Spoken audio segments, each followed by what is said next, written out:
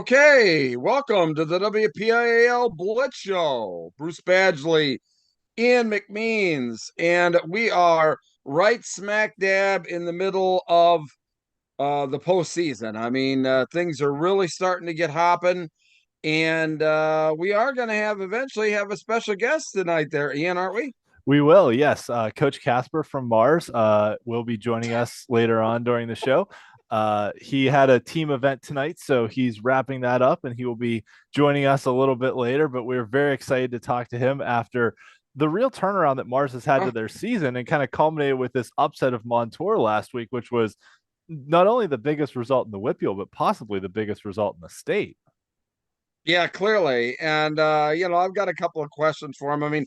Obviously, he's been a regular on the show going back, I think, from our first year. We had Coach on, and so yeah, we go way back with Coach K there, and it's great to have him on, and it's great to be kind of right, getting a momentum going here now in the WPIAL postseason. How about that? Absolutely. And week one totally delivered, but now we're really getting into the thick of things, right? A lot of the brackets last week Everybody's was the playing. Now, there's no yeah, more no more buys. buys. Exactly right. Last week was a lot of the first round matchups. Several of the top teams had buys, but this week, quarterfinals week is really when you start to separate the wheat from the chaff and figure things out of like, okay, everybody's playing, all the top teams are playing this week, and let's figure out who's really a championship contender. Now, in 6A and 4A, because of when they enter the state brackets, they're already in the semifinals. 6A teams didn't play last week because they only have the semifinals and finals. And then 4A just had 8 teams make the playoffs. So they're already into their semifinals this week. But, a lot of good games this past week. Some results surprised me. Some games I expected to be low scoring games were high scoring games, but that's kind of what you get in the playoffs. You just never know. Well, before we go too far here, Yeah. just a couple things. First off, let's talk a little bit about the live chat. We seem to Yeah. get the momentum going in the second half of the show. And it really gets cranking and in the second half. So the fans out there, hey, listen, the live chat's up now. We can start with questions, ahead of time, even for Coach K, so that when he does get on, we'll be glad to ask him that. And what were your thoughts about Matt Sieg committing to Penn State and this whole thing now, where now the WPIL, it's just a road directly to State College of all the top players. Yeah, I mean, as I grew up a Penn State fan, so I love to see local players stay in Pennsylvania, whether it's Pitt, Penn State, wherever else. Like just seeing local players stay here is great to see. But James Franklin has done a great job really recruiting the top players in the WPIAL. I mean, just think about the past few years, right? He got Tyke Hayes from Aliquippa, 4A State Player of the Year last year. He got uh, the Quentin Martin from Bell Vernon, Yep. the 3A State Player of the Year, Yeah, and two-time Quentin has state played champion. this year. Yeah, With when Nick Singleton went down a little bit, Quentin got some good time. yeah, yeah. And Nick Singleton from Governor Mifflin, who our first year on the show, we were talking a lot about him, and then they had that epic showdown with Pine Richland in that state semifinal. I mean, he was a heck of a high school player, and just be able to, college athletics these days, and I'm going to get up on a soapbox here for a Oh minute, boy. but like with the transfer portal and with everything else, right? Like college athletics, it's more about, I sometimes feel like I'm rooting for laundry more than rooting for players. Is that you're rooting for the jerseys they wear, right? That was a Jerry Seinfeld thing. He's like, I root for laundry. I root for the jersey that my team wears, kind of regardless of who's on it. But like players move around so much now that it's not like it was back in the day where like, oh, you knew that Wisconsin and Iowa was going to come in with these big farm boys that had been lifting bales of hay on their offensive line their whole life. It's like, no, they're recruiting nationwide. Everybody's recruiting nationwide now. But seeing the best players in Pennsylvania stay in Pennsylvania, I think is a great thing for the state as a whole, because for the fans, you get to watch these kids play through their high school career and then get to watch them again in college. Like when Tyler Boyd went to Pitt, that was a huge thing because Hmm. all the local fans of those great Clairton teams got to continue watching Tyler's career, and actually like Pitt's attendance went up a lot after they got Tyler Boyd as a recruit, because all those local high school fans started going to those Pitt games to see him continue playing. So it's really cool to be able to see the best players in Pennsylvania stay in Pennsylvania. And I'm happy for Matt Seg too. I mean, he's had a great high school career. And for a 1A player to go to a high major D1 school like that is just great. It's great to see those kids from small schools be able to get those kind of opportunities. Yeah, and literally, getting ready for the kickoff of the Ohio State game, and then boom, on Twitter, it's like this big news, that Matt Seg is, committed there. So that was, some of the stuff there. When I do the games, I do them outside the press box actually, and I'm up on the top level of the stands, in that, and so I'm passing my phone around. All this guy's, the best thing since sliced bread, and yada yada yada, and a big recruit and whatever like that out of the WPIAL. So And yeah, you it could was. talk with some expertise because of what we've done on this show and be like, oh yeah, I've been talking about this kid for 3 years now. You're just catching up now. Yeah, right, exactly. So Yeah. anyway, hey, let's go ahead and get started, and then Yeah. Coach K will catch up with us. Yeah. One other thing on Matt Sure. Seg too. I'm really interested to see how Penn State decides to use him because Yeah. obviously he's got that blazing speed and he's got a good arm too. So I'm interested to see if they use him at quarterback, if they use him more just to run the ball. I'm very interested to see how it all plays out because actually Bo Perbola from Central York, who they made the state championship game in 2020, if I recall correctly. Yeah, I was at that game. I saw Bo play a lot here, obviously in District 3. In fact, Yeah. I remember seeing him when he was a freshman catching passes from his brother. He was a receiver his freshman year. Yeah.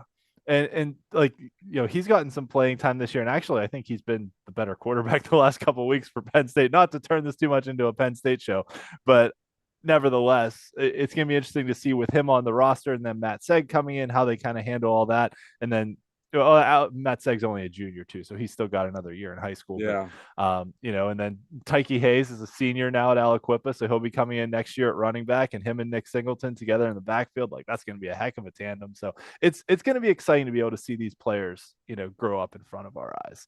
Yeah, it sure is. And growing up in front of our eyes is like the excitement here for this year's postseason. So why don't you get started? Sure. All right. So thank you everyone for joining us. You obviously know where to find us on YouTube and social media as well. Check out steelcityblitz.com. I'll have playoff previews of all of the quarterfinal and semifinal matchups that are happening this week. So we'll talk a bit about the round one games that happened, and we'll also go through some of the matchups coming up this week. I called it the quarterfinals edition, but we are aware that it is also the semis in 6A and Semifinals, 4A. yeah. Yes. So, all right, let's talk about playoff victory droughts. So there's only two teams in the WPIAL that have never won a playoff game, Southmoreland and Summit Academy. And Southmoreland put forth a valiant effort given the number of injuries that they had, but came up short again this year against Highlands. However, on the drought side, South Allegheny got their first playoff win since 1986. So Wow. congratulations to the Gladiators. What a great performance against Waynesburg. And now they get a second round matchup against Elwood City, which is a heck of a storyline game where you've got South Allegheny, who went 1-9 the last two seasons, breaking through, winning their first playoff game since 1986, now getting a matchup against an Elwood City team that went undefeated for the first time since 1944. So really cool storyline in that matchup. We'll talk more about that later, but congratulations to South Allegheny winning their first playoff game since the year I was born. Yeah, no, I tell you what, so many great stories, and just what you talked about. I mean, these are stories that, I mean, take time to come to, for the final chapter to be written. And that's the best part about what we've been doing here is seeing these progressions of these teams and these fan bases, and now culminating in such a dramatic WPIAL tournament game. You couldn't have written a script any better than this South Allegheny Elwood City matchup coming up, and we'll talk more about that later, though. We will. Yes, indeed. All right. So in the opening round, we had three conferences that went undefeated, and we had two conferences that didn't win a game. So the Greater Allegheny Conference in 4A, assisted by Mars, upset of Montour, went 2-0. The 3A Western Hills Conference also went 2-0 and had two byes. So the Western Hills actually was four of the final eight teams in the 3A playoffs. And then similarly, the Midwestern Conference in 2A went 3-0, plus had Elwood City as a bye. So they'll have four of the eight teams in the 2A quarterfinals as well. On the flip side, the worst performances, the Interstate Conference in 3A went 0-3 in the first round for the second straight year. They did have a first round bye though, so Elizabeth Forward is still in the playoffs from the Interstate Conference. And then in the 2A Century Conference, they went 0-4, but that wasn't really surprising for the Century I was going to because say, those four teams were the four last seeded teams in the here's 2A Coach bracket. K. Oh, awesome. This is perfect timing then. We will bring Coach K on.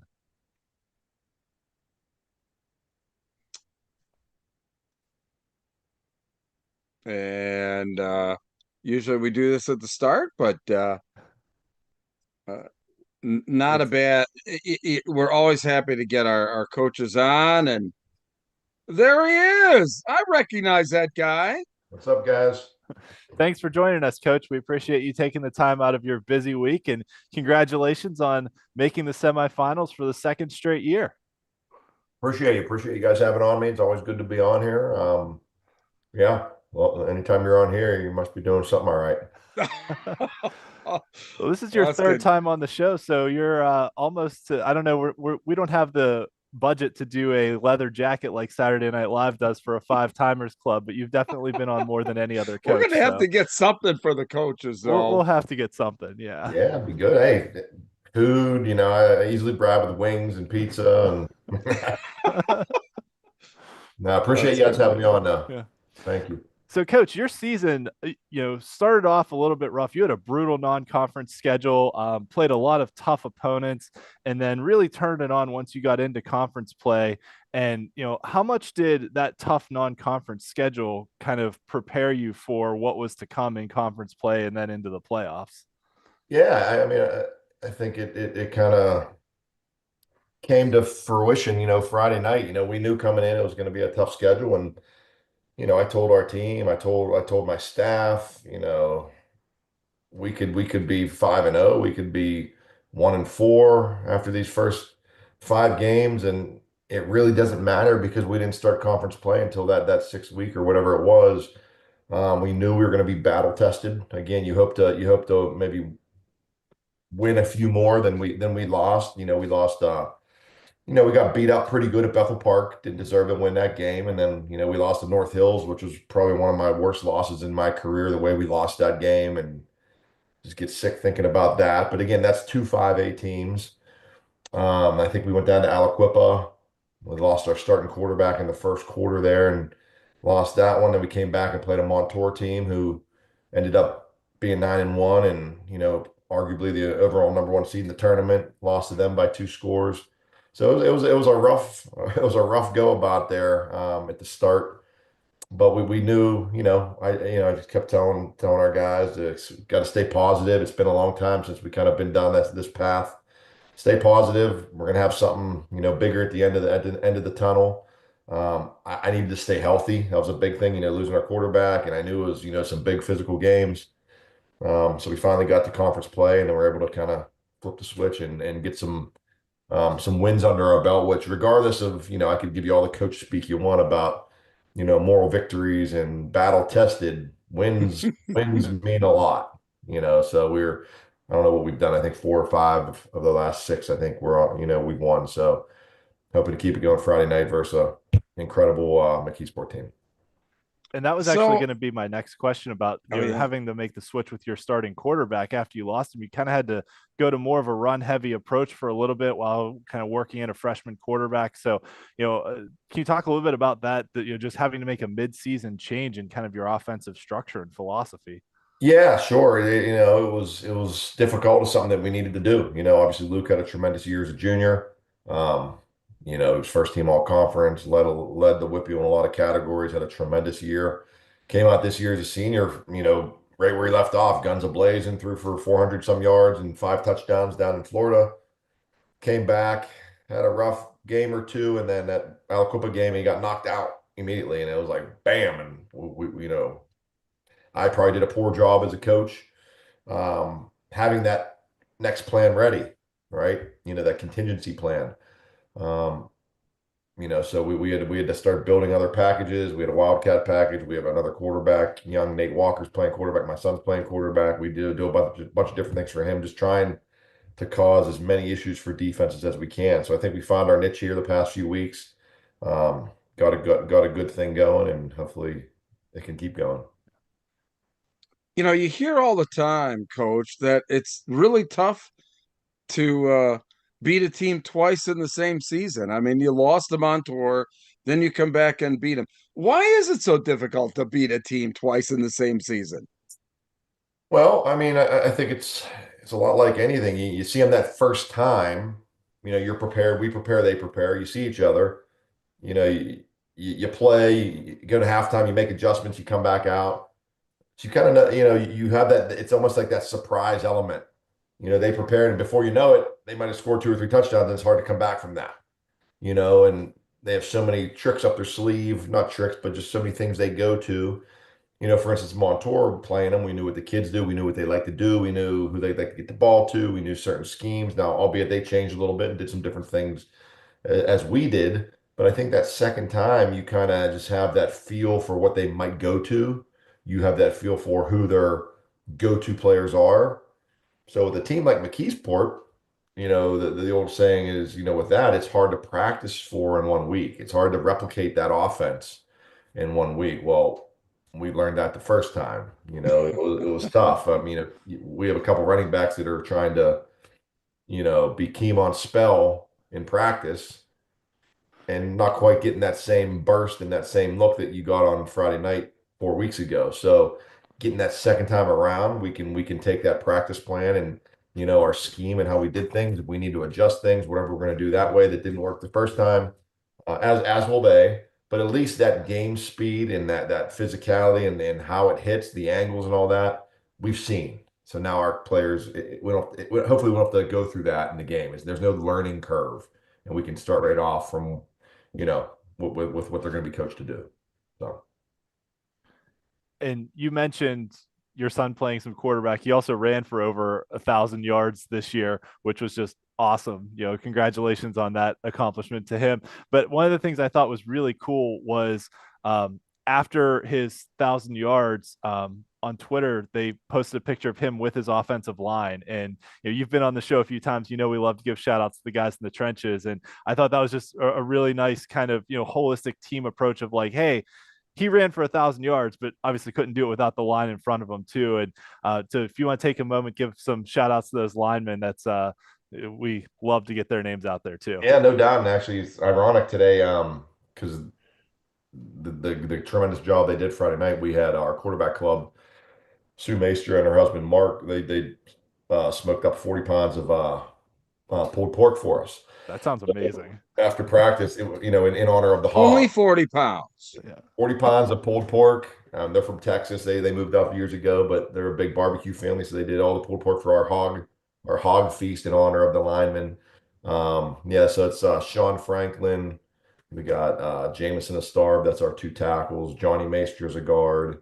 Colton Ewing was a guard, but he's been out for a few weeks. We've got Josh Blanco, and then our center, Adam Badzilek. They did a tremendous job. Made some nice adjustments at halftime, came out in the second half and dominated that game, which ultimately allowed us to make the comeback and win it in the end. When you get into late in the season, Coach, and we talk about it, you've got all of this game tape out there. What are some of the things? I mean, do you logically go into a game plan in obviously trying to break tendencies, from your game film when you're going against these opponents you played before? Or do you just say, hey, we're going to line up mano y mano, you try and beat us at our best? That's a great question, Bruce. So a little bit of both. At the end of the day, at this time, you're in the Final Four. It's the best team. You got to dance with who you brought to the dance, right? You are who you are. We try to do a good job of any tendencies we have to break them or maybe pose some different things early in the game. That way, if they had anything on us, maybe then they throw it out the window and hey, they're not doing that. Ultimately you are who you are. You're gonna come back and do what you do best. If you don't, then you probably got no shot anyway. So yeah, you definitely think about that. You're very aware of yourself, Scott, and what you do and what the teams think you're gonna do. I try to break a lot of that early in the game. That way, if they're planning on it, then it kind of goes out the window. And then the other thing that we really like to do too is if we are saving something new or different. We like a lot of times to do that in the second half. That way they don't have the opportunity to say, because let's face it, in high school football, most of these guys are going two ways. Now, albeit Sure. you have the iPads and that's all great, but to be able to get a minute or two with your group or your defense and say, hey, they're doing this, it's hard to make adjustments as a group in the second half. Whereas if you did in the first half, they can go in at halftime and write it down and get a plan. So we try to do some of that too. Good stuff. Ian? Yeah. So going into this semifinal, it's your third year at Mars and you've been to the semifinals now the last 2 years. How do you feel about the trajectory of the program? Yeah, I think it's where we want to be. Ultimately, we got bigger goals in mind, but it's one game at a time. That we didn't come here to just win a few games. We come to build a program and do the right things each and every day. And if that happens, then we're happy with where we're going to end up, and we're confident in where we'll end up. Mars is a tremendous community. Kids have really bought in. We're still getting better every day. We're still working on things, but they've really, embraced, our staff over the years, our style of play, the expectations. It's a lot. It's hard. Football's hard. We ask a lot of them. There's a lot of sports out there. Not to talk bad on other sports, but you can go play lacrosse and go to practice for an hour and a half once a day, and you pass the ball around and you go home. You don't do much else. Football, you're enthralled in football. It's a 7 day a week, 24 hour, a day thing for the most part for these players. We ask them to be, to still lift 3 days a week and watch film twice a week and practice 4 days a week. And I mean, so it's hard. You got to really love it, and you got to buy into what the coaches and the staff are selling. So the product that we put out there's got to be something that these kids want to be around. So that's why we push the family atmosphere and try to have some fun there, and we treat kids with respect and all that stuff where they're going to come in and learn great life lessons to be able to take with them, after they leave football. But I like where we're at. I think the biggest thing was just the culture and getting these kids to believe that they can do it, right? I mean, you see some of these other programs, and yet, Mars has never won a WPIAL title, so they don't know. So it's Mhm. putting that belief into them that hey, you can do this. I mean, look what we did Friday night when you all work together for a common goal. When you put your selfishness and your personal goals aside, and you put the goals of the team in front of you. It's amazing what any group, whether it's football or soccer or lacrosse or a business, can accomplish. All great stuff there, coach. I'll tell you what, and in the middle of a dinner and prepping for a semifinal WPIAL game. Listen, thanks so much for your time tonight. I'll tell you what, it's been a pleasure catching up, and we really appreciate your support. I appreciate it, Bruce. And I remember fondly that I think the last time I was on here, you'll love this because I know you're an Eastern PA guy. Yeah. We still, my staff, my Pine Richland staff, and most of those guys I have a couple with me at Mars, and most of them are at Central Catholic now, but we call it Mifflin Day. No? Yeah, rings a bell. So Mifflin Day, I forget the date, but we send a text, the group text goes out every year. That's Mifflin Day. Well, we just claimed that last Friday, November 1st, is going to be Montour Day. Wow. Nice. Wasn't quite the comeback that Mifflin game was, but pretty darn close. Yeah, that was. I tell you what, and not to digress here, but that was a pretty special game, and that's kind of obviously, when we got to know one another. I was on the field for the game. I mean, with you there, it was pretty special, and a game that I'll always remember, and obviously the coaching staff will every year. Amazing. Yeah, we had the Uh, masks. Oh yeah. and both games Amazing. actually had, not quite walk-off touchdown runs, but there was the Cole Spencer run down the sideline and your Doubt. son's big touchdown run, like with what, 17 seconds left. Pretty close. Yeah, Mifflin got it back with maybe a little bit more time, Yeah. but pretty darn similar. Ian, you're right. And that Nick Singleton, he ended up being a pretty good running back, huh? He did. Yeah, we he were sure actually did. just talking about him at the beginning of the show because we're kind of talking about all the WPIAL guys that have been going to Penn State now with, Tyke Hayes at Aliquippa, Matt Seg at Fort Cherry just announced for Penn State too. So it's pretty cool to be able to see, local kids stay in the state and see Penn State be able to get, I know you worked at Pitt too, but and I talked about Pitt too. I said, it's great to see local kids be able to stay local and for the fans that watch them throughout their high school careers to still be able to see them in college, whether it's Pitt, Penn State, Duquesne, Robert Morris, wherever it is, just to be able to see them. No doubt. And I think that's something too that I tell stories all the time to my Mars kids, just about the kids like that we played against. Look where they're at now. I mean, but we had a team at Pine Richland that, yeah, we had some good college football players, but there was nobody Nick Singleton's ability. And you can if you play together as a team, you can beat teams with those, star-studded rosters, if you just play together. So we always go back to those memories for sure. Yeah, and speaking of memories too, I mean, I cover Penn State football now as well. I kind of followed Nick up to, State College to do the games there too. And I tell you what, seeing Bob Palco on the sidelines there, Bob and I get together after the game, and I mean, obviously it was a tough one, last week there, but Bob and I regularly, see each other after the games on the sidelines there, and it's been great, the relationships that we've all made through the game of high school football that will last a lifetime. And I think the three guys here, and you just explained exactly why this is the greatest game, is through all these relationships that we all make, and with some very special people. No doubt. Well said. Yeah. All right. Listen, thanks, Coach. Best of luck this week. We'll be watching. Thank you, guys. All right. Appreciate Take care. you. We'll see you Take later care. now. Bye Yep. bye.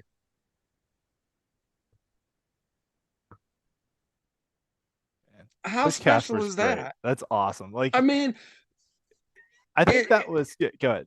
no, I mean, it boggles my mind, that through this show, how we've, been able to forge relationships with, with men like Coach K, with Bob Palco, I mean, a legend in football in Pennsylvania.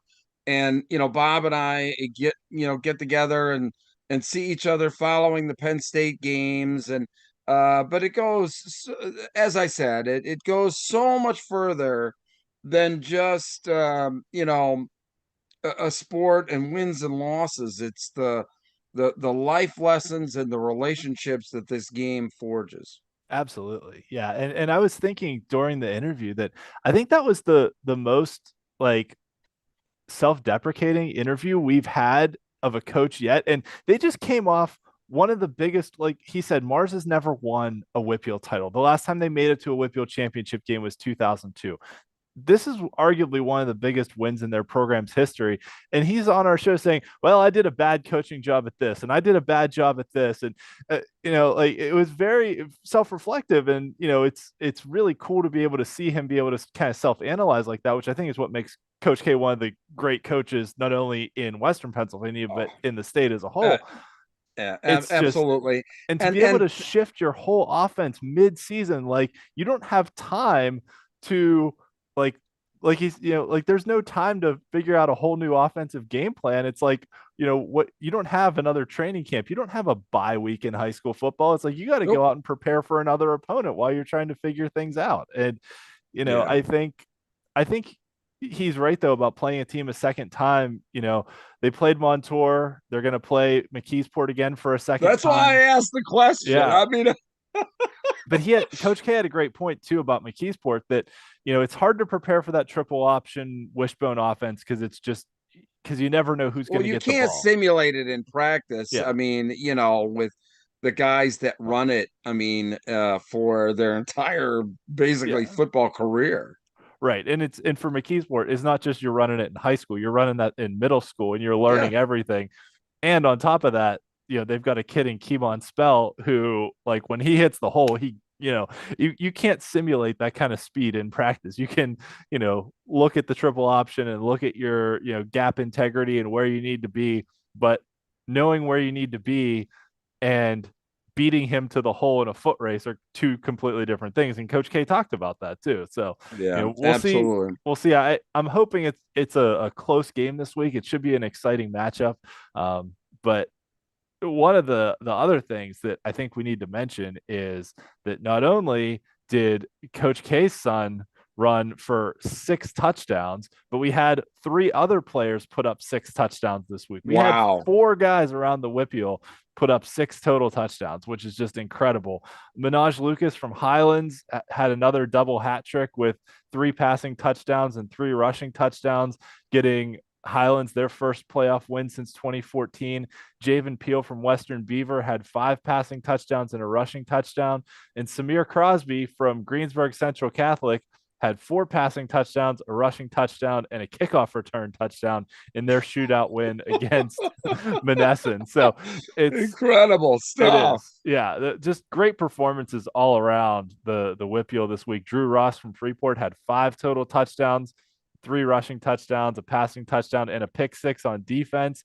And then, South Allegheny, we talked about them too at the outset of the show, winning their first playoff game since 1986. But, their big 3 between the quarterback, wide receiver, running back, I couldn't pick one guy to just talk about because I was like, Ryan Cordes had 5 total touchdowns, 4 passing, 1 rushing. And then it's like, oh, well, then Drew Cook, their receiver, who broke the school's receiving yardage record, 3 receiving touchdowns and a fumble return touchdown on defense. And then Cam Epps, the running back who got over 1,000 yards for the season, had 3 total touchdowns. So a great performance by South A's big 3 to get them their first playoff win as well. Yeah, pretty incredible. Yeah, I mean, 4 different players putting up 6 touchdowns this week. That's nuts. That is nuts. Yeah.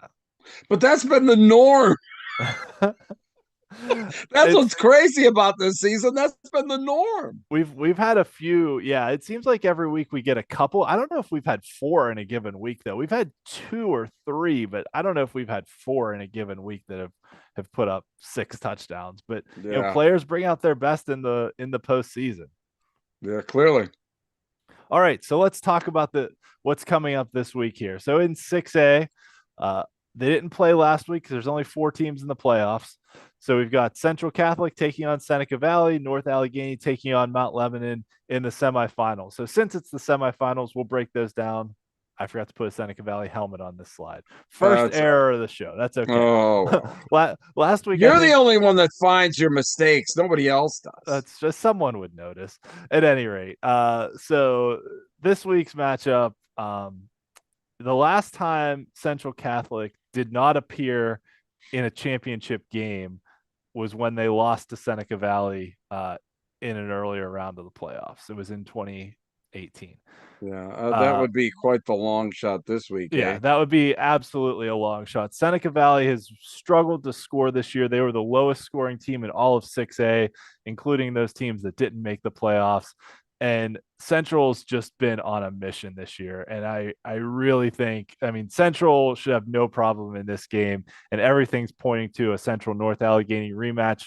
But we'll see what happens in the other semifinal. But this one, I think Central's got this one well in hand. They just have way too much talent offensively between Eddie Faulkner, the running back, all the great receivers that they have, their defense with Bradley Gompers and everybody else, Xavier Thomas in the secondary. So Central's just absolutely loaded. And I think they're going to just walk over Seneca Valley. This will probably be a mercy rule game.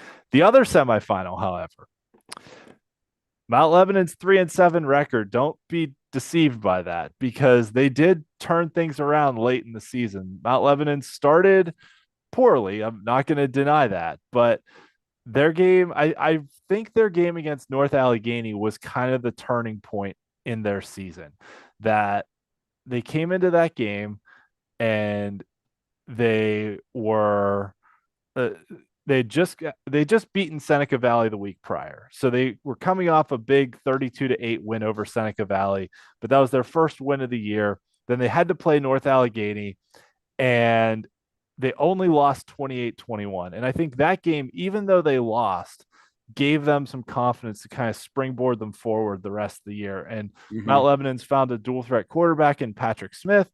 And, they played a tight game. It was 28-21. North Yeah. Allegheny blocked a punt in that game that they didn't return for a touchdown, but they recovered it inside the 10. So that set up what essentially was the decisive touchdown in that game. But that's not to take away from North Allegheny. This is a really good team. Brady Brinkley, their quarterback's thrown for 1,000 yards, run for 500. They've got 4 different running backs that have over 200 yards rushing. And they're a really talented team. This is, I mean, all signs point to North Allegheny Central Catholic for the 3rd straight year in the championship game. And that's probably what's going to happen. I'm just saying this Mount Lebanon team is playing better and might be able to give North Allegheny a run for their money in this one. I would not be shocked if this is a close game. Wow, that's a bold statement. Again, the only tarnish for me as an Eastern guy looking at the WPIAL is the kind of lack of depth in the 6A um, teams in the WPIAL. North Allegheny and Pittsburgh Central Catholic, you cannot argue the fact that they have been, really good. Since 2021, it's been a battle for anybody other than those 2 teams to be relevant. I mean, I don't know what else to say. I mean, They've dominated. Yeah, they've absolutely dominated. But and the last but cycle, we only had 5 6A teams. We have 7 now, but yeah, nevertheless, when you only have a handful of teams and 5 7 whatever it is, you don't even really get a full schedule against other 6A opponents. So yeah, I agree though. It's really been Central and North Allegheny, and for all intents and purposes, it's going to be those 2 again this year for the 3rd straight year. yep, absolutely. So let's talk statewide in 6A. I pulled the Penn Live rankings from prior to the playoffs, along with my WPIAL Blitz rankings that include the first round games that happened around the state. So You're the the man, man. This is great stuff.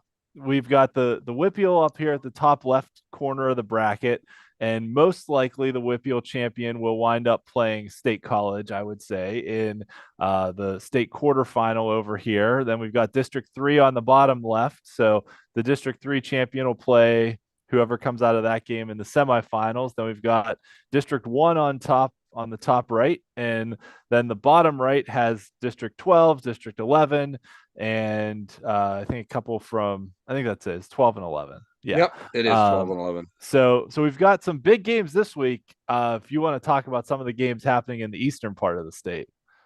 Well, the game in the state is LaSalle and St. Joe Prep. I mean, basically, we're gonna find out who's coming out of this. Is for the District 12.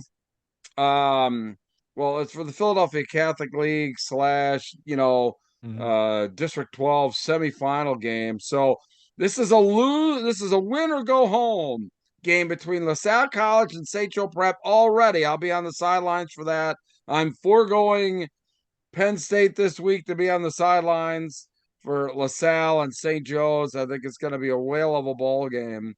There.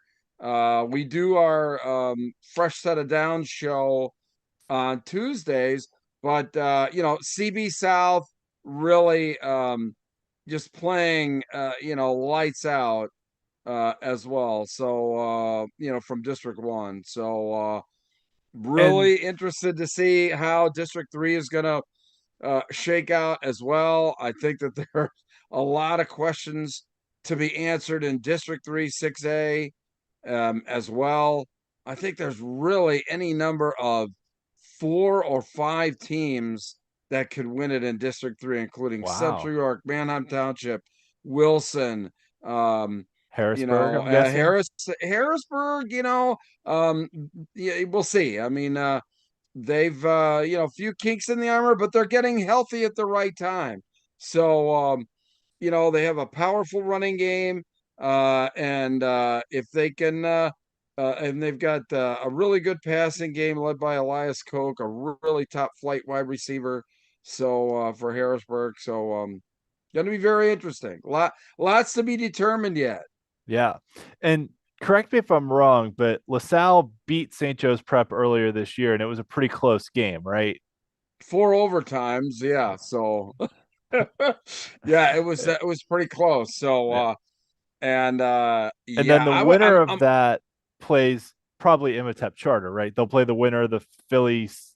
So it's like the Philly Catholic League champion plays the Philly Public League champion in the District 12 championship game, if I'm yeah, correct. for 6A. Yes, Yeah. that is correct. Okay. Yep. So the LaSalle St. Joe's winner would then probably play Imhotep Charter next week.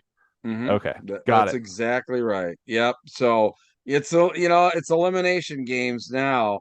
A lot of people are, very, I don't know, I don't want to say satisfied or whatever, that really only one of those three teams, will be coming out. Last year, Imhotep won 5A, and St. Joe Prep won the 6A championship. Well, now this year only one team's coming out. So we'll see how it goes. But LaSalle, very tough.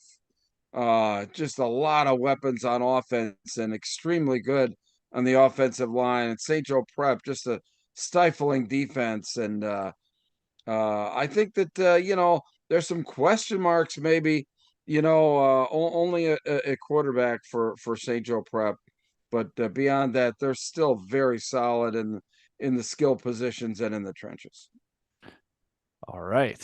So we will definitely be talking about those games next week as well. And we'll be keeping an eye on how things play out around the state, especially because the WPIAL champion will be entering the bracket here in 2 weeks. So there'll be a Yeah. lot of opportunities for other clashes in 6A. Yeah. On to 5A, where 12 teams made the playoffs this year. So the first 4 got buys in the WPIAL. So some first round games. Franklin Regional came from behind to beat North Hills. In the closing minutes of that game, North Hills still has not won a playoff game since 2010. Bethel Park got a big performance from Javon Moore. Look at Javon Moore had 4 touchdowns and didn't even make my players of the week list because That's of how many other crazy. big performances there were. Penn Hills and Moon were in an absolute shootout. Moon was up, I think they were up 20-7 at one point at the end of the first quarter, and Penn Hills just battled back. Natel Mitchell had a game-winning 69-yard touchdown run in the final minutes, had 254 yards and 3 touchdowns. So Penn Hills will move on. And then Penn Trafford beat South Fayette. Really good year for South Fayette. We had their head coach on earlier, Drew Olhorsky, their dual threat quarterback, had 2 passing, 2 rushing touchdowns. But ultimately, Penn Trafford just had too many weapons and was too much for South Fayette. So moving on now, we've got Pine Richland against Franklin Regional, Woodland Hills against Bethel Park, Upper St. Clair against Penn Hills, and Peters Township against Penn Trafford. So looking at these matchups, I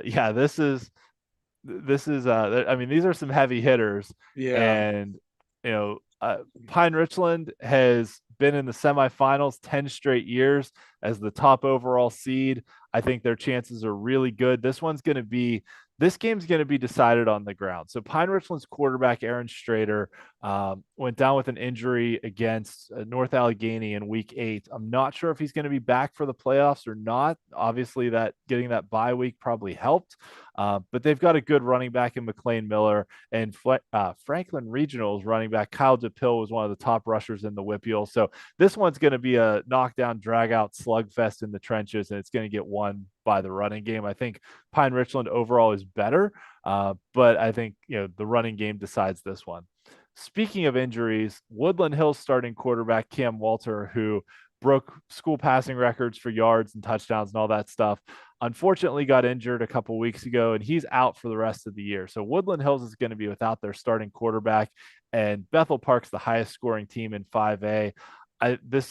Unfortunately for Woodland Hills, this matchup does not set up very well. Bethel Park is really, really good, and Woodland Hills has to find a new starting quarterback. So this could be one where we're talking about Bethel Park getting their first ever playoff win over Woodland Hills, because Woody High is 6-0 against Bethel all time in the playoffs.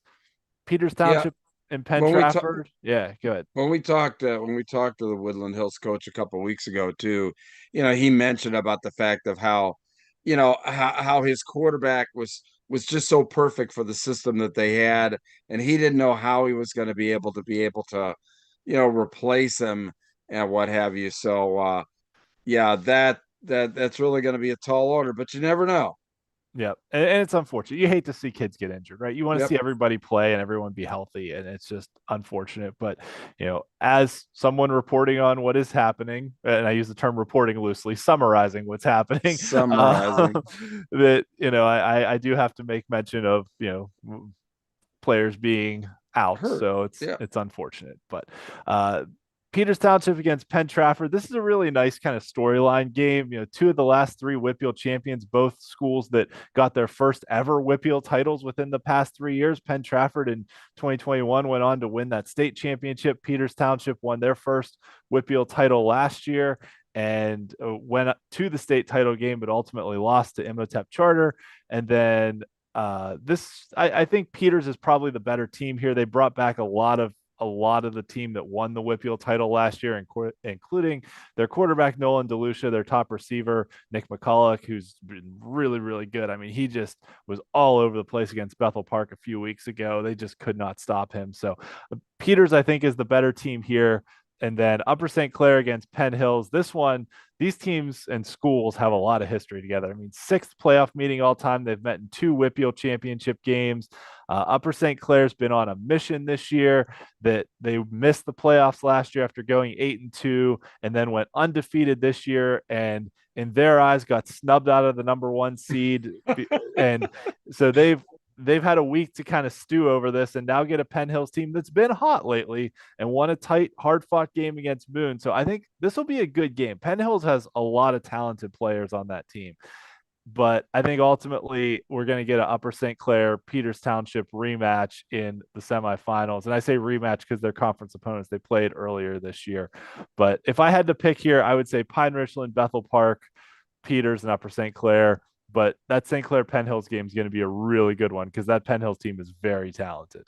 Yeah, and take it from somebody who had a chip firmly put on your shoulder when somebody, you think you go out there and have a good body of work and somebody else just like, sees you way down below where you think. Um, there's a lot of motivation in that, and I would not put it past um, you know, a team to overachieve just to get back at the WPIAL for that seeding process there. So, but you still have to play everybody, and you can't get too far ahead of yourself related to that. But that's quite the motivating tool. Yep, absolutely. All right, so looking statewide on this one in 5A, the WPIAL's in the bottom left corner, and District 3 is in the top left. So it's a pretty simple bracket on the left-hand side where you've got the WPIAL champion and the District 3 champion will meet in the state semifinals. So, Bruce, I know you said last week that everyone should go look at the District 3 bracket where you've got four undefeated teams. Is that correct? Yeah, Yeah. the top four seeds were all 10-0. All very good. And but even Bishop McDevitt, whose game I actually broadcast last week, they're just a juggernaut. They're in 5A this year. Just extremely physical. That's a team who butts head with all 6A teams in the regular season in the Mid-Penn Commonwealth Conference. They lost their last regular season game to State College like 58-55. So I mean they can do it all. District 3's 5A tournament really going to be outstanding. That's actually the game that I'll be broadcasting this week will be one of those 10-0 teams. Conrad Weiser hosting Bishop McDevitt. So that's going to be a very interesting game. And in fact, tomorrow night on Fresh Set of Downs, we'll actually have Alan Moyer, head coach of Conrad Weiser, talking about how he prepares for Bishop McDevitt. That's tomorrow at 7:30. Shameless plug. Uh, but anyway, so that's a little bit about the District 3. And we even talk about Exeter, Cocalico was a Yeah. two-time defending 5A champion. I mean, the depth of the 5A bracket in District 3. I mean, we talked about the depth of the 5A bracket in the WPIAL. I mean, are you kidding me with the District 3 depth of talent in 5A? I think as an outsider, right? I'm obviously not in the thick of District 3 like you are, but I think one of the interesting things to me in 5A specifically is it seems like every year there's new teams that are good in District 3, right? That you've had Exeter and Cocalico, but even when those two won, they came from like the what, 7, 8 seed. A couple of them came from like fairly far. Cocalico was the 12th seed Yeah. 3 years ago to came and ended up losing to Pine Richland in the state semifinal, in a really good game. Yeah. And then even last year, Exeter won it. They weren't the top seed last year though, right? They were not. No, Yeah. they were So not. so And you actually, that was 2 years ago. I don't think it okay. was last. It was 2 years ago. So Okay. But and then, you know, obviously McDevitt moving up from 4A to 5A, but then it seems like Mechanicsburg and Conestoga Valley, like I don't think before this year we ever talked about them on this show in the last 5 years. And New Oxford is the number one overall seed. well, And New Oxford was the number one overall seed last year and ended up being upset in the first round. Look, I'm in the same boat as yeah, you, of someone who's not really talked so much about Mechanicsburg and yeah. Conestoga Valley. They're not historically strong, 5A teams in District 3, but have put together some pretty outstanding seasons. So, you can't. And as an Uh, outsider, I think that's cool that you get to like you see different teams kind of emerge and become good, and it's not just the same teams winning over and over and over again. It's like, oh, here's someone new that we get to learn about this year. well, and it's kind of that way because here's a new cycle starting, this year as well. Conestoga Valley a few years ago, not too long ago, was a 6A team and was in Section 1 of the Lancaster Lebanon League. Mechanicsburg really has, kind of moved up, into the 5A bracket. So you have two teams that are kind of going at it from opposite ends of the spectrum. Conestoga Valley, who's kind of moved down, Mechanicsburg, who's moved up. And the bottom line is they're going to meet in the middle because they're both good football teams. Yeah. And on the right side of the bracket, now that Imhotep has moved up from 5A to 6A, it seems kind of wide open. I know you've talked a lot about the Roman Catholic team out of District 12.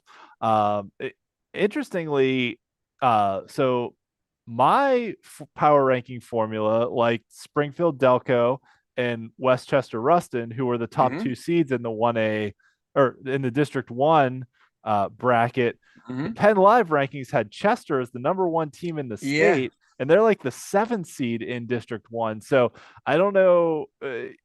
Maybe that just means that my power ranking formula is closer to the formula that District 1 actually uses. But we'll see. We'll see how that all plays out. But Chester against Ruston this week, I think, is an interesting and very intriguing matchup.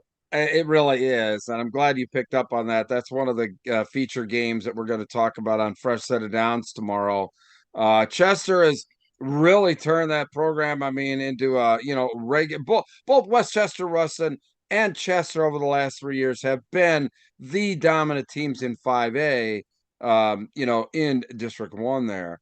Ruston, and neither one of them has really won a district championship. So both of them are good.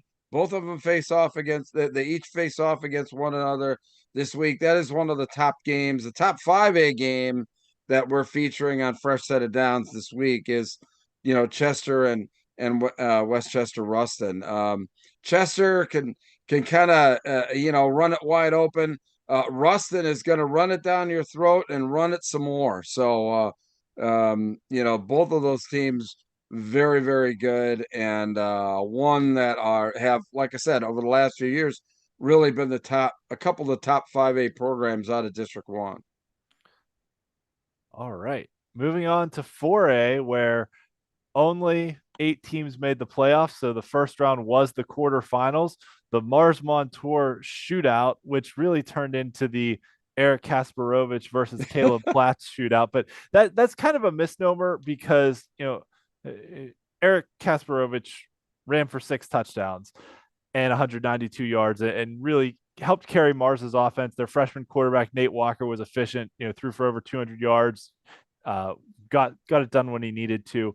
But Caleb Platts from Montour, this kid's an incredible linebacker, and he's kind of their like short yardage running back. So he had 5 touchdowns, but he didn't really account for like a lot of the rest of the yards of their offense. But he was the one that kind of finished off all the drives. So obviously he got the credit on the slide of the 5 rushing touchdowns, and he deserves all the accolades in the world. He's a great kid. But this was a shootout. This was a back and forth game. And it seemed like every time that one team would score, the other team would like march right back down and no one could get a defensive stop. And it was just a great back and forth game. And now Mars gets a rematch with McKeesport. Thomas Jefferson took care of West Allegheny. Aliquippa did what Aliquippa does. And now we've got some pretty good semifinal matchups. I mean, a great top tier Thomas Jefferson versus Aliquippa semifinal. You couldn't ask. I mean, that's a championship worthy matchup in a semifinal. And then Mars taking on McKeesport in the other semifinal in a conference rematch. So let's talk about the TJ Aliquippa semifinal first. This is actually just the 3rd playoff meeting between these two, and Aliquippa hasn't beat TJ yet. The last meeting was in 2020. That game went to overtime, and TJ won in the WPIAL title game, spurred them onto a run that took them into the state playoffs. But since then, Aliquippa has been the dominant force. They've won 3 straight WPIAL titles, seeking to become just the third. It's only been done twice.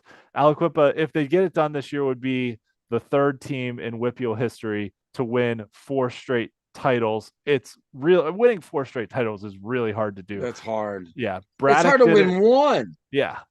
Yeah. Braddock did it back in the 1950s. And then Clairton did it with the Tyler Boyd teams in the 2010s, and that was it. So Aliquippa looking to be just the 3rd team in WPIAL history to win 4 straight titles. But TJ's been really, really good this year. TJ's running back, Tyler Eber, I forgot to mention him. I don't usually put carries on the slide, but 48 carries, that's a heck of a game. Man. For 238 yards and 2 touchdowns. But Tyler Eber's absolutely just a workhorse back for Thomas Jefferson. They've got a big, strong, powerful offensive line that they're just going to run behind. And TJ's just going to come out and try and pound the ball at Aliquippa. So it's really going to be on Aliquippa's defense to slow down that Thomas Jefferson running game. But TJ's quarterback, Luke Costco, is pretty good. So the Quips can't just sell out to stop the run because Luke Costco can beat them with his arm if they try and do that. That 48 carries, I don't care, you have to be a Superman to bounce back from that kind of beating. I've seen a couple guys, that have done that where they just carried the load 1 week, and then because of the beating they took, were just a shell of themselves the following week. That there could be something, to keep an eye on, going into that matchup to see whether or not he's going to be able to recover from that pounding, because it is a pounding. Yeah, that's absolutely a factor in this game. Aliquippa with Tyke Hayes healthy. They've got another good running back in Senior Brooks. Marcus Council throwing the ball, Harrison Walker on the outside.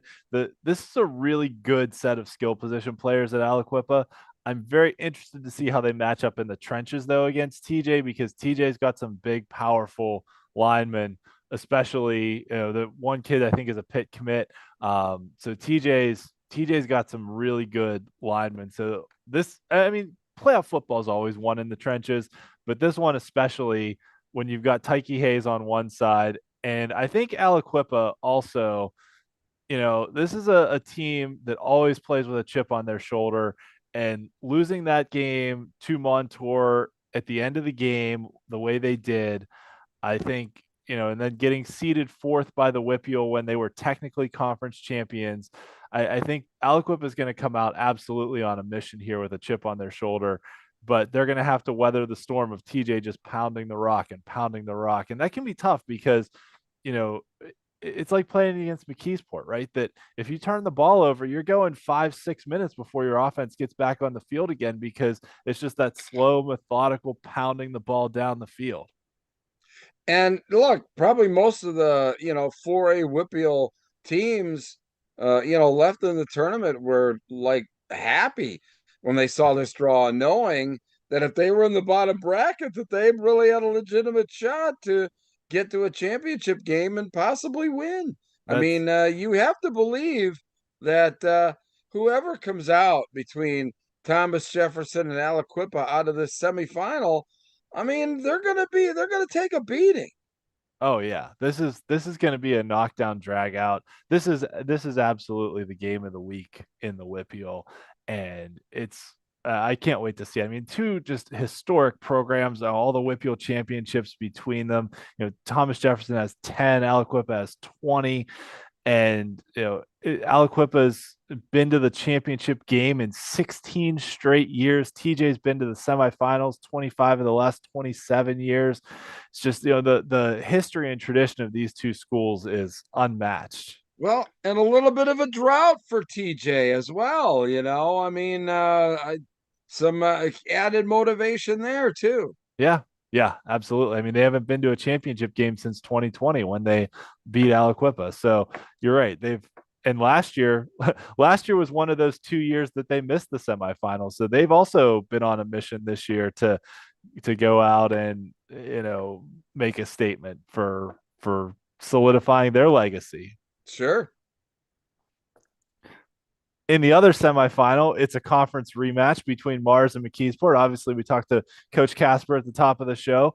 Mars struggled a bit in non-conference play, had a really tough go of it, and so did McKeesport. McKeesport also had a tough. These were two teams that played a brutal non-conference schedule, and then Mars's only loss in conference play was to McKeesport. McKeesport swept their way through conference play, and now they're both in the semifinals, one step away from the championship. So I think that really goes to show, like Coach Casper said, that regardless of what you do in non-conference play, if you go out and win your conference games and get into the playoffs and start to get hot, anything can happen. And now both these teams are one step away from the title game. And for the Mars program, with Coach K coming in, this is kind of uncharted territory. I mean, and clearly, going up against the likes of McKeesport and having a puncher's chance, that's all they're asking for at this particular juncture.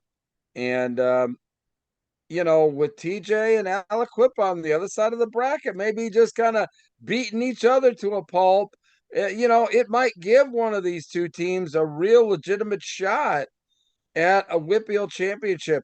And you have to believe that the coaches are telling their squads the same thing. So this game means so much. Absolutely. And McKeesport lost to Aliquippa in the championship game last year.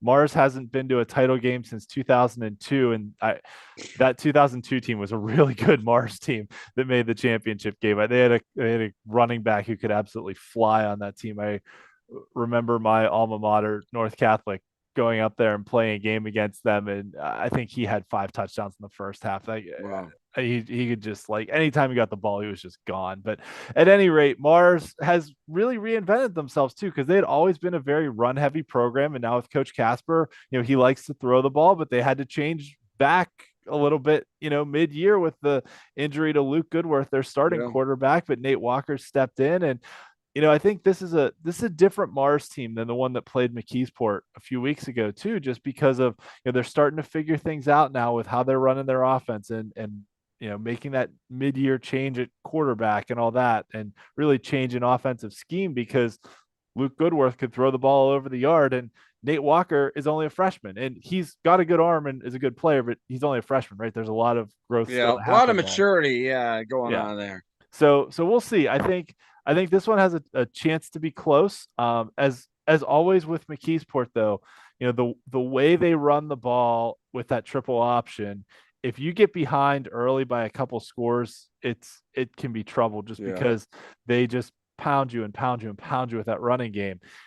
That said, Mars beating Montour last week was a huge result for them. I mean, if Montour hadn't lost to West Allegheny in the semifinals, or not in semifinals, if Mars hadn't lost to West Allegheny in week 9, or sorry, let me start that over.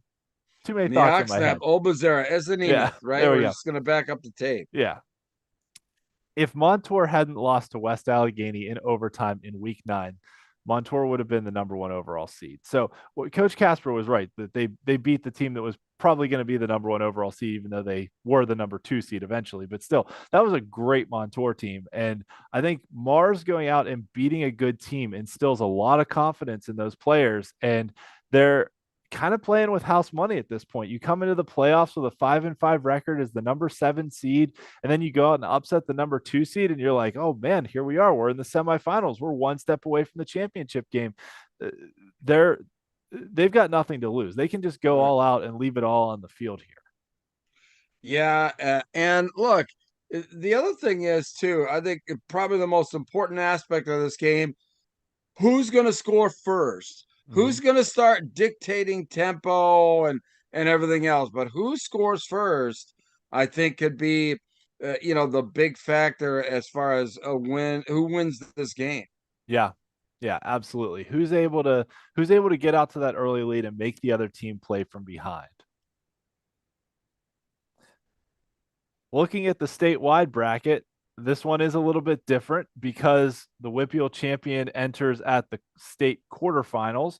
So the WPIAL's up in the top left here, and then the WPIAL champion will play someone probably out of District 10, up by Erie in the northwest portion of the state. General McLean plays Meadville in the District 10 championship. The winner there plays the winner of Clearfield and University Prep, who's out of the Pittsburgh City League.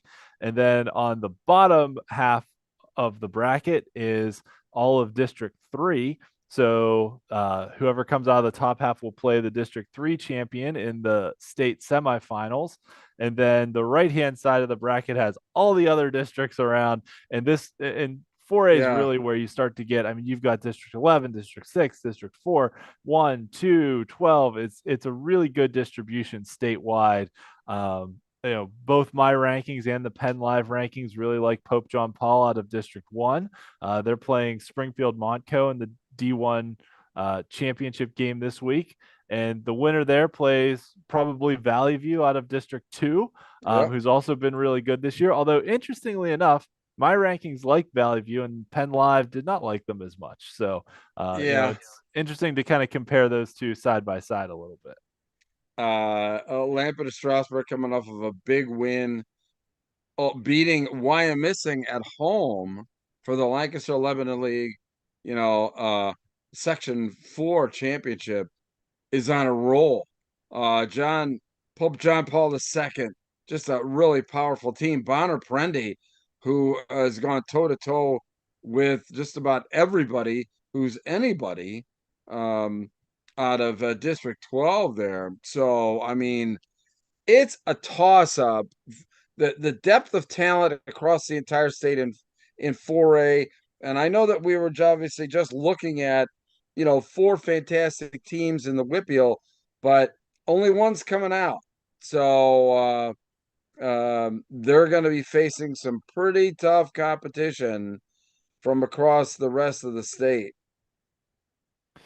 Yeah, and Bonner Prendy, Valley View, and Pope John Paul are all in that top right quadrant of the bracket. So really only one of them's even, I mean, potentially we could have a state quarterfinal between Bonner and Pope John Paul.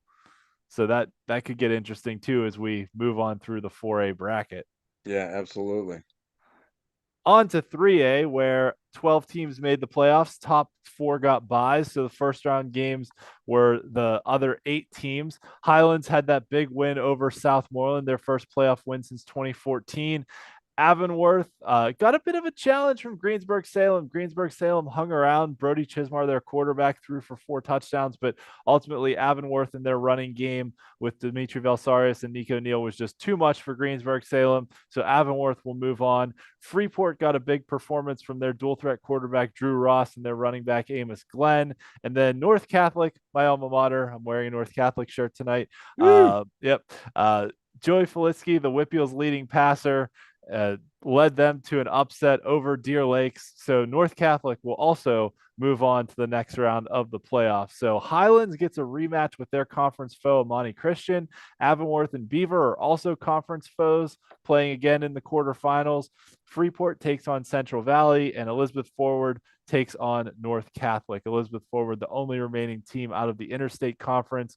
4 teams out of the Western Hills Conference between Beaver, Avonworth, Central Valley, and North Catholic, all making it to the quarterfinals here in 3A. So looking at these matchups at a high level, Amani Christian opted to play up in 3A this year, had been in 2A last year where they reached the quarterfinals. But both of these teams have not had a lot of historic success, at least within the last 20 years or so. Highlands last made the semifinals in 2008. Amani made the 1A championship game back in 2017, but that's their only trip past the semifinals. And this was a close game when these teams played back in week 4. Amani needed a late fourth quarter touchdown to win. They only beat Highlands 12-10. So this one, for as dominant as Amani Christian has been this year, this was their closest game of the year. Mm-hmm. And I think Minaj Lucas left that game early with an injury, Highlands' big quarterback. So if he's healthy and able to play this whole game, I don't think this one's going to be a defensive struggle, though. I think this one's going to be a shootout. Both of these teams can score, and I think this one's going to have some points scored in it. And I think as much as each team has talent on the offensive side, that they both have talent on the defensive side as well. A lot of these guys are going both ways, and yeah, I tell you that is such a toss up in my mind. Yeah, I think Amani's defense is really, really good. They've got a bunch of D1 kids, especially in the secondary, David Davis and Deshaun Burnett and some other guys. Although I guess Burnett's more of a defensive end, but nevertheless, they've got some really, really good players on that team. Steve Van Diver, their quarterback. So I think Amani's the better team. But given how their first meeting went, I wouldn't be surprised if Highlands is able to keep it close for a little bit. But I think Amani probably pulls away late. The really fascinating one to me here is Beaver against Avonworth. This is the 3rd straight year they're meeting in the quarterfinals. So weird, they meet in the same round of the playoffs in 3 straight years. Avonworth knocked Beaver out of the playoffs the last 2 years, but Beaver just beat Avonworth by 20 points in week 9. Yeah. So they've just met. It's hard to beat a team twice, but I think Beaver's probably feeling pretty good about what they can do. And with what they have on that, Beaver's just loaded with players. Travis Clear, their quarterback, Amari Jackson, Brady Mayo. They've got some really, really good players on that Beaver squad. Avonworth has a ton of players that they'll rotate through in the backfield. I think Avonworth has like 7 or 8 running backs. They'll have over 100 rushing yards this year. So wow. The Lopes will just like rotate guys through. Beaver's got some top-notch skill position players. So this one I think is going to be closer than the first meeting, but the talent that Beaver has is just really, really hard to pick against. I didn't even mention Quanlon Kane, their 1,300-yard rusher. So wow. I think Beaver's the better team. Yeah, you did. Here. You just did. I just did now. Yeah. All right. Central Valley against Freeport.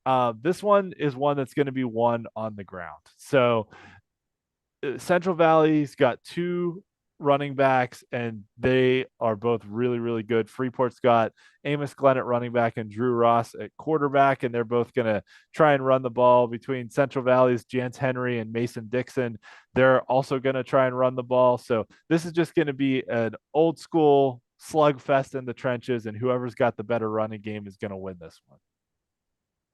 Yeah, absolutely. And we like to see those kind of battles, you know?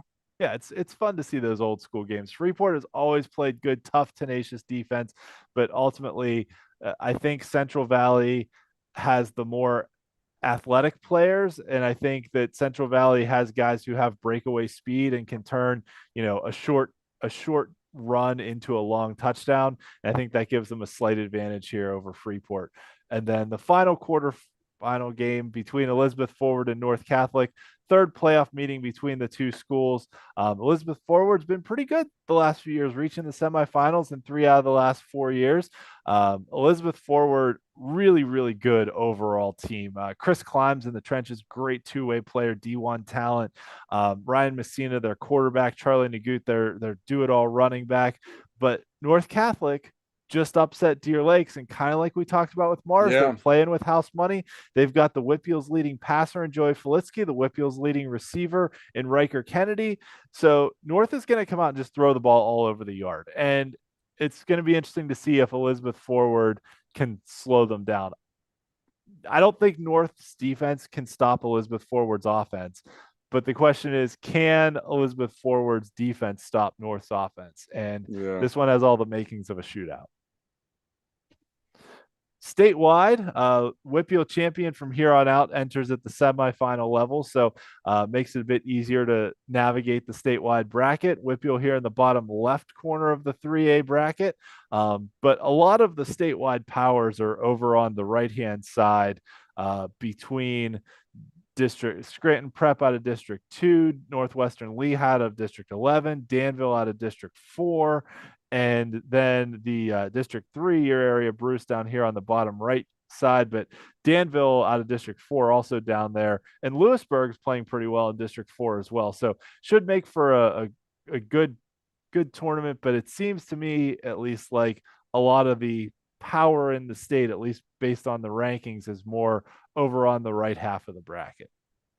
Yeah, and Danville has been really the team of, the whole eastern half of the state. They've taken on all comers really the last couple of years. And Northwest Lehigh made it all the way to Cumberland Valley last year. Scranton Prep, Scranton Prep, and don't sleep on Notre Dame Green Pond either. Team that can really put some points up on the board. Didn't they lose this week? I thought Notre Dame lost. think so. I believe they did. Yes. Okay. Yeah, I thought I saw that on the score list. Trying to read the tiny names on the bracket here. Yeah, they lost to North Schuylkill. So yeah, they went down. North Schuylkill playing Northwestern Lehigh here in the District 11 championship game. Yeah, right. And actually, that is one of our games we'll be talking about on Fresh Set of Downs as well, at North Schuylkill, Northwest Lehigh game. That's going to be a good one. Yeah. All right. On to 2A, where the top 3 teams got byes, so everyone else played a first-round game, which meant 5 first-round games, which was a little bit awkward. Riverside taking care of Olsh.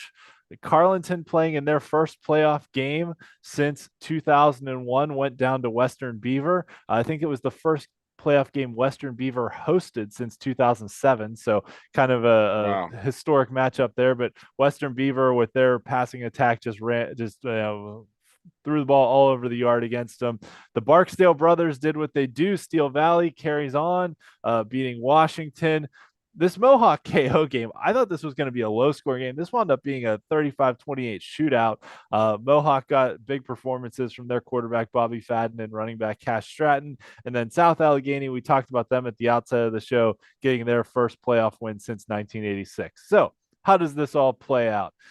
Riverside moves on to face top-seeded Seton LaSalle. Steel Valley taking on Western Beaver. Mohawk playing South Park, and Elwood City against South Allegheny in that big storyline game between 2 resurgent programs. So we'll start at the top, work our way down. Seton LaSalle taking on Riverside for the first time ever. Seton last made the semifinals in 2017. They moved down from 3A to 2A this year after both these teams missed the playoffs last year. So, kind of nice bounce back stories for both of them. Sorry, had to cough there. Steel Valley and Western Beaver. looking out for our listeners' ears that they don't have to listen. Yeah, sure. All right. So Steel Valley and Western Beaver meeting in the quarterfinals for the second straight year. And this is a matchup of just opposing forces. Steel Valley with the Barksdale brothers wants to run the ball. They've got, explosive running backs between the two of them.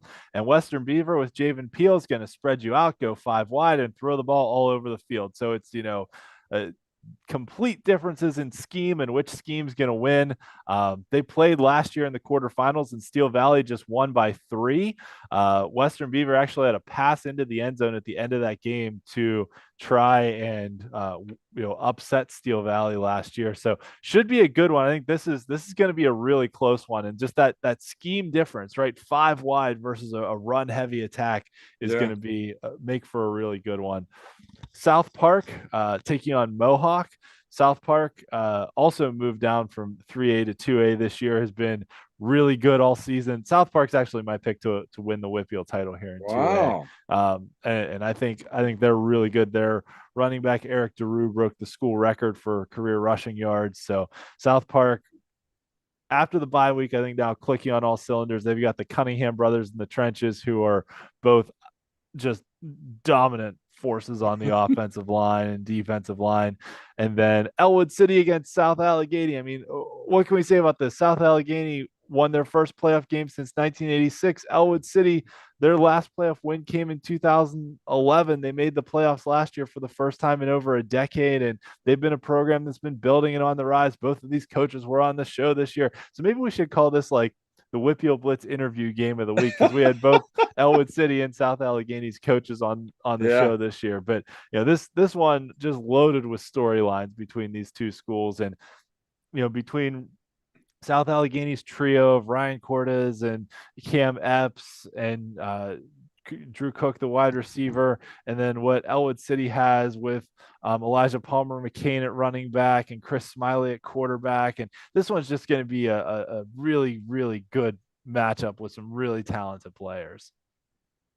Yeah, across the board there, I think that, all these games are so evenly matched. It's really difficult to pick a winner.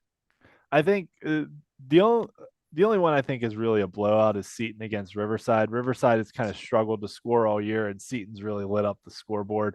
Seton's got their quarterback, Michael Pestieric, I think had the most touchdown passes of anyone in the WPIAL. They've got a dynamic wide receiver in Khalil Taylor, who's a D1 guy. So they've got some talent on that Seton team. Looking at the statewide bracket, the WPIAL up on the top left of the bracket. The winner will enter the statewide tournament in the semifinals and face someone out of either District 6, which is kind of the center of the state, or District 10, which is the northwest part up towards Erie. Farrell, kind of the dominant force traditionally out of District 10. So we'll see if they're able to come out of there once again. Over Central Clarion, though, out of District 9, is the top ranked team in the state in my rankings, and they just beat Karnes City in the District 9 championship and now get a bye this week on to the next round. On the other side of the bracket, a lot of different teams from around. Riverside out of District 2 has been pretty solid. Troy out of District 4, and don't sleep on Southern Columbia. Troy against Southern Columbia. Yeah, that's the this District week. 4 championship game is definitely one to keep an eye on. Or no, it's not the championship game, is it? No, it's the semifinal. But a lot of pressure on Troy to come through. This is supposedly their year to beat Southern Columbia and move on. So a lot of pressure there. That's another feature game on Eastern PA football. Those fresh set of downs. That's tomorrow night at 7:30, where we're breaking down these big games. Yep. And then the other one I think worth mentioning is Steelton Highspire out of District 3, the defending 1A state champions, had to move up to 2A this cycle, got forced up because of the success formula. So they're still hanging out there. They have Lancaster Catholic in the D3 championship game this week. Yeah, I think it's the semifinal. Or semifinal? Okay. Yeah, because I think on the other side of the bracket, you got Trinity and Schuylkill Valley in 3A there in District 3. So, but both games are going to be really hard fought. Lancaster Catholic, little down this year, coming off of consecutive undefeated seasons. They're a little bit down this year, but um, all you have to do is get in. Everybody just tries to get in to the playoffs and then see where it happens. But Steel High, they've despite all of the graduations that they have from the Irby brothers and other major contributors, you know, Coach Alex Irby there has just reloaded with these guys. Yep, and should be an interesting one to watch on that bottom right quadrant of the bracket. Whoever comes out between Troy and Southern Columbia, potentially playing Steel High in the quarterfinals just to get to the state semis. So Yeah, should be a fun 2A bracket to keep an eye on. This one seems more, in past years it seemed like Southern Columbia was just going to walk through the bracket, but this one, given their struggles this year, seems a little more competitive and wide open than in yeah, past absolutely. years. I don't think it's as much as how far Southern Columbia has fallen, rather how much the other schools around them have improved. That's a very astute observation, because I think you're right. I think Troy's definitely improved a lot over the last few years, and has been close, but hasn't quite. They've beaten them in the regular season, but haven't gotten over that hump in the postseason. Yes, sir. On to 1A, where 16 teams made the playoffs in 1A. So all 16 were in action in the first round. So no buys here. Fort Cherry took care of Brentwood. Matt Seg had a big game and then committed to Penn State. So congratulations to him and his family. Cornell and Leechburg, that game was tied at 20 in the fourth quarter, and then Cornell scored 2 touchdowns, got a punt return touchdown, and then another late touchdown. Khalil Johnson for Cornell, kind of their like slot back, had a passing touchdown, a rushing touchdown, and a receiving touchdown. All around, really good game for him. Leechburg's quarterback, Jaden Floyd, capped off his 1,000 season with 3 rushing touchdowns. Leechburg got to host a home playoff game for the first time in a while, so that was pretty cool for them. Jeanette with a big upset over Neshannock. This one was, other than the Mars game, this one might have been the biggest surprise for me, just because Jeanette had struggled to stop the run all year, and Neshannock had a dual threat quarterback and another running back in Gio Mazzocco and Anthony Eakin, who were just going to come out and pound the ball. And Jeanette held Neshannock to just 7 points. Neshannock scored the first touchdown of the game, and then Jeanette scored the next 23 points. Wow. And I couldn't believe what Jeanette did on defense to be able to slow down Neshannock's running attack after how they struggled to stop the run all year. So congratulations, Jeanette, on a big upset. They get a rematch against Greensburg Central Catholic, their conference rival. I said last week on the show that this GCC Monessen game was basically going to be Samir Crosby versus Tyvon Kershaw. And that's pretty much what it turned into. Crosby had 6 touchdowns, Kershaw had 4, and that was pretty much the difference in the game. And Kershaw's only a junior, so he'll be back next year for Monessen. So that's another team on the rise to kind of keep an eye on. On the bottom half of the bracket, Clairton did what Clairton does and just dominated Rochester 56-0. Clairton's defense once again pitching another shutout, and kind of what Clairton's done all year, that no one guy had an overall blow it out of the water game, but they've got so much talent on that team. Drakir Jones had 3 touchdowns, Dante Wright had 3 touchdowns, and just kind of they go about their business, they get it done, and they're so talented that anyone can beat you at any given time. California, with the WPIAL's leading rusher, Lee Kwalk, upset Laurel in a 7-10 game. Kwalk had 3 total touchdowns in that one. Bishop Canavan took care of Bentworth. Bentworth made the playoffs for the first time since 2014, 2014 or 2015. First time in almost a decade for Bentworth. It was 2015 was the last time. It was the year before 6 classes. But at any rate, congratulations to Bentworth on a good season and making the playoffs. They got smoked by Canavan. And then Jefferson Morgan, who won their first outright conference title since 1989, went down in a battle with Southside Beaver. Southside's triple option running game was just too much for Jefferson Morgan. Unfortunately, Jefferson Morgan was a really good story out of the Tri-County South, won the conference title, but just came up a little bit short against Southside Beaver. So now, looking at the quarterfinal matchups in 1A. We've got some conference rematches between Fort Cherry and Cornell, and then another conference rematch between Jeanette and Greensburg Central Catholic, actually kind of neighboring rival schools in the middle of Westmoreland County. Clairton taking on California, and then Canevin against Southside Beaver. So storylines abound, right? Fort Cherry beat Cornell 35-6 earlier this year, but this Cornell team's got a pretty good defense. Fort Cherry, the defending WPIAL champions, that should be a good game. I think Fort Cherry ultimately is better, but Cornell's got some talented players on that team too. Greensburg Central Catholic against Jeanette. They've met once already this season, playing in the same conference. They are located not very far from each other, being in the middle of Westmoreland County there. Jeanette just outside of Greensburg. Greensburg Central Catholic, obviously located in Greensburg. But this GCC won 44-27 earlier this year. So this one probably has the makings of another shootout. We'll see what happens. Jeanette's dual threat quarterback, Kimone Brown, Greensburg Central Catholic's dual threat quarterback, Samir Crosby, should make for a good game. Clairton has never lost to California in the playoffs. And Clairton's just been so good, and especially good at stopping the run. Yes, California's got Lee Kwok, the WPIAL's leading rusher, but overall, I think this is another win that Clairton can. I think, especially on the outside, Clairton's receivers are a lot better than what California has at defensive back. California hasn't seen a passing game like Clairton's all season. And then Canevin against Southside. These two met a couple of years ago in the playoffs. They both made the semifinals last year. Actually, Fort Cherry ended both of their seasons last year. Fort Cherry knocked out Canevin in the semis, and then Southside in the championship game last year. So both these teams, though, have had some recent success. Canevin's reached the semis in 3 straight years. Southside's reached it in 2 straight years. So nice quarterfinal matchup here.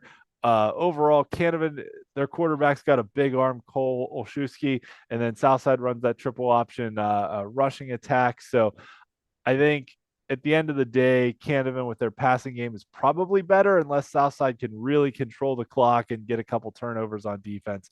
But I think this really shapes up for a Clairton Bishop Canevin semifinal, which would be a great matchup. Yeah, it would be. Overall.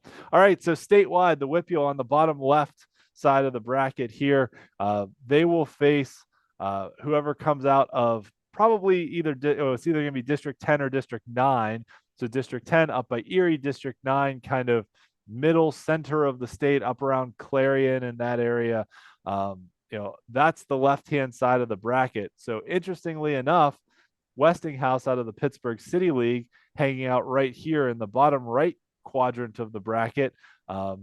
Obviously geographically kind of right in the middle of the WPIAL footprint, but the Pittsburgh City League champion over on the right-hand side. So that means Westinghouse could potentially play a WPIAL team in the state title game, which would be kind of a cool story. But don't sleep on Bishop Guilfoyle out of District 6 in Altoona here, also in the bottom right quadrant of the bracket. So those two kind of on a collision course for this quarterfinal round, where we could have Guilfoyle against Westinghouse in the quarterfinals, which would be honestly, that would be a state championship worthy matchup happening in the quarterfinals. I mean, I'm just going to say, those are two great teams. You can't say it any better than that. Yep. So any other teams from the eastern half you want to mention? Really the quote unquote east geographically in the state is kind of limited to just this top right quadrant of the bracket, because even the bottom right, District 6 is kind of the central Altoona area, District 5 kind of the Somerset area, and then District 8 the Pittsburgh City League. So really if you consider the eastern half of the state like State College and East, that's really kind of just the top right quadrant of this single A bracket. Lackawanna Trail, is probably going to be the number 1 seed in the District 3 tournament, but not really sold on their ability to move past, a district type of, team play in the brackets. Yep. And, Morrisville, DeLone Catholic, Belmont Charter, who played some tough teams, having to play up in District 12, against the higher classification opponents. So it'll be interesting to see who comes out. But ultimately, I think I think whoever wins that Westinghouse Guilfoyle game makes it to Cumberland Valley against whoever wins the WPIAL. It's hard to argue with. All right, so we have talked a lot, broken down a lot of playoff brackets across the WPIAL and the state. So if you enjoyed listening to us talk, Bruce mentioned his Fresh Set of Downs show, which is on tomorrow night, which is Tuesday. And you can check out my Steel City Blitz podcast that I do about the Steelers on Thursday nights. Yeah. Yeah, we're going to have, as I mentioned, Alan Moyer, head coach of Conrad Weiser, undefeated. They're playing Bishop McDevitt. Dave, Mike, and I are going to have, all the results and talk a little bit about the teams that we like, in the tournaments. And we'll have some also some picks as well on some of the top games, including, LaSalle and St. Joe Prep being one of those that we're going to preview. So I won't spoil it and ask you who you're going to pick in that one. No, that's a tough one. And it's only because, I've seen LaSalle and have been very impressed with them. St. Joe Prep, I haven't really done my quote unquote prep on them by really getting in and looking at some tape, but they're always impressive on film. So, you can only go by a 4 overtime uh, game as, how these guys are separated. Well, that's not by a whole lot. So, it's going to be a lot of fun. I'm looking forward to it.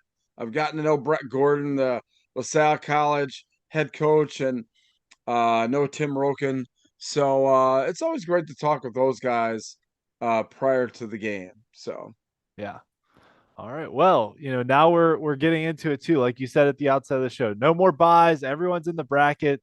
Pretty much every bracket statewide now has either 31 or 32 teams in it. So we're getting down to it statewide. WPIAL is either semifinals in quad A and 4A, quarterfinals in the other 4 classifications. So get to see everyone play this week. Should be a fun weekend. Should be a fun Friday night to see how everything shakes out. And we'll be back next week. And keep an eye on our Twitter accounts because next week's show I'm doing some traveling. So next week's show may not be on Monday. We'll see how it plays out, but we'll let you all know on Twitter as soon as we know what night we're doing the show. Might actually be Wednesday. We'll see. yeah, right. It might be Wednesday. We're kind of the traveling minstrels of podcasts here this playoff time, but hey, it is what it is. We just thank everybody for tuning in to the WPIAL Blitz Show podcast. And for Ian McMeans, my name's Bruce Batchelor. Listen, thanks for tuning in and enjoy the games, everybody. We'll see you next week.